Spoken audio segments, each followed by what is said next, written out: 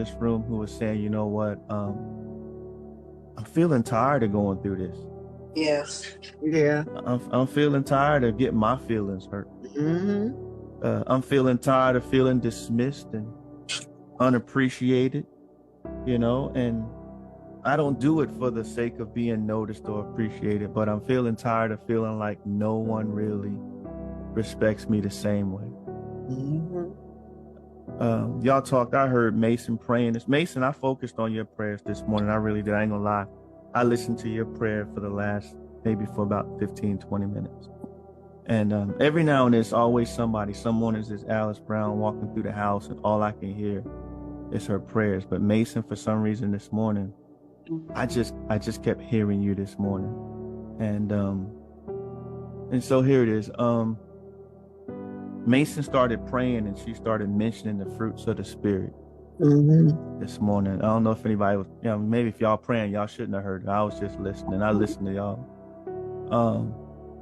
Galatians 6:9, this is not the fruits of the Spirit, but I'm in that same book. And this is for someone who's a selfless servant in this room. This is for the saint who was like, you know what, I'm just going to serve, and everything I do, I truly want to do it unto God. And this is also for the one who's struggling to be like that. You've always had to fight for everything you got, and you're struggling to be that one that loves for no reason at all. Because you've been hurt. You've been hurt too many times. So many times. Galatians 6:9 says, and let us not grow weary while we're doing good. There's going to come a season when we reap if we don't lose heart, if we don't give up, if we don't let them get to us to the point where we want to quit. Again, I come to encourage that one who's a selfless servant this morning. You're the one in the family that goes all out. And when you do it, you truly don't expect anything in return. Back. Yeah. This is for the one who serves in the community, right? And what separates you from other community servants is you don't bring a camera to post your deeds. There's no videotape. There's no social media posts. You're just out there serving. You extend a hand to folks who don't even love you in return. You truly do what you do as unto God, as the scriptures say. Listen to me this morning. The Lord sees you. And since I've been talking this vine thing and this fruit thing, I want to stay there for a while. I want you to stay in the vine. And as hard as it gets sometimes, I want you to stay in that vein of being that selfless servant. If I'm talking to you, it's okay for you to know that that's how you wired. And you may not even like the way you wired this morning. I just want you to simply say, Brown, I hear you. Brown, I hear you. Hear you. Yeah. As disciples, Brown, right? We gonna. Yeah, Roger. I thought about you, man. I thought about you. As disciples, we're gonna find ourselves in one or two places, man. As God's tender plants, right? This is all stuff I've been talking to y'all about. Either we're gonna be being lifted up out of some areas that we have no business being, if He can help it. Remember I talked about grapes can't grow on the ground? Either we're going to be lifted up or we're being pruned. When the Father's looking at us, those are the two processes we're going to find ourselves in. Why is that? Because He desires to see us produce great fruit. And as I mentioned before, Him being the vine keeper, right, and the vine dresser, He's constantly inspecting our fruit. That's why I was like, don't y'all worry about how people see you, what they got to say, because the Father sees you.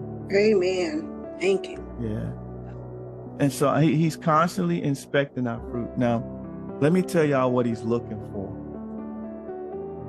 He's looking for love. I think about my granddaughter's music that we play in here every day when she's at the house. And one of the things is fruit of the Spirit. If you didn't know the fruit of the Spirit, you sure enough know it now, because that song sings it out every day, them kids. He's looking for love. He's looking for joy. He's looking for peace. He's looking for long suffering. He's looking for kindness. He's looking for goodness. He's looking for faithfulness. He's looking for gentleness. And yes, y'all, he's looking for self-control for those of us that struggle with it. Now, if he doesn't see evidence of those fruits in us, right? Or in one of his branches, he gives special attention to those branches that are lacking that. Now, at first, he'll do it in a tender way, Roger, to get our attention. If he sees us not functioning and not having any type of fruit, he'll deal with us in a gentle way. How does he do that, Sheila? What does he do? He'll send a word through a pastor preaching a word. Mm-hmm. Or he might send it through a song that just ministers to your heart. Mm-hmm. Or it could be that friend or that loved one who comes to you and they share rebuke. They rebuke you, but they rebuke you in love, and they do it in a gentle way. Gertrude, boy, had a way of rebuking me in such a gentle way. She wouldn't yell at me, but boy, after she would rebuke whatever I was functioning in, I would go to a room and cry like she punched me in the face. Mm-hmm. And then if we fail to respond to that tenderness, to him coming at us in a gentle way, because he loves us, he has to take stronger measures with us. At first, that's the lifting up piece I was talking about, that spoken word, that song, that gentle rebuke from a friend or a family member. But if that doesn't work, then he'll begin to cut away all of the things that do not bring forth good fruit. He'll pull out all the debris that we didn't gather until we are forced to put our trust totally in him. I'm going to say some things. In the year that King Uzziah died, what was the rest of that, Dad? I saw the Lord. I lifted up. Yeah. And his train for his temple. There you go, Dad. I just needed someone to finish that. Now listen to me. Yeah. Some of you know what it feels like for the Father to strip away from you. Yeah. Some of you, he had to strip portions of your health away for you to call on him. Yes, he did. Some of you, he had to take certain people out of your lives for you to call on him. Some of you, he had to take away some of your wealth, some of your status, just so that you could look in his direction. Mm-hmm. That's the pruning process I'm talking about. Mm. There were some folks removed from you in order for you to finally get it. Well, what was he trying to get you to get? If he is all that you need. That's right.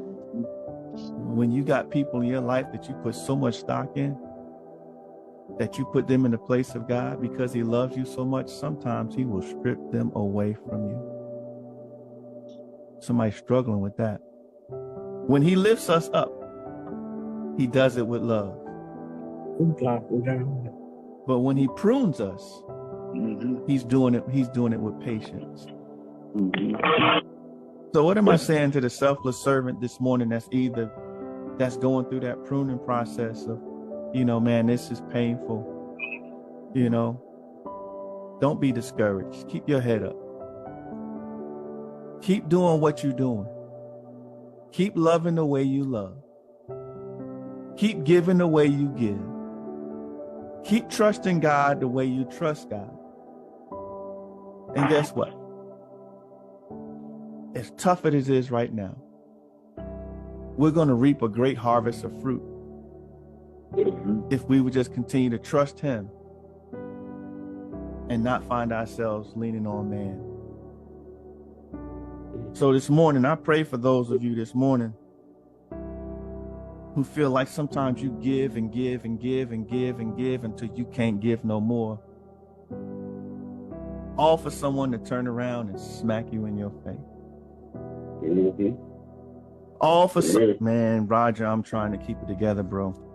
Because I can feel the spirit in the room for some of y'all this morning. I can feel the frustration in this room for some of y'all. I can feel the hurt in this room for some of y'all. And I know it's so hard to hold on and keep finding yourself doing this because you're saying, I got feelings too. Yeah. I just want to see you win. Why is it you coming at me? I'm just minding my business. I'm giving everything I got, and it seems like to you it ain't enough. I just want to encourage you to keep living the way you're doing. Keep doing the way you're doing. God sees you.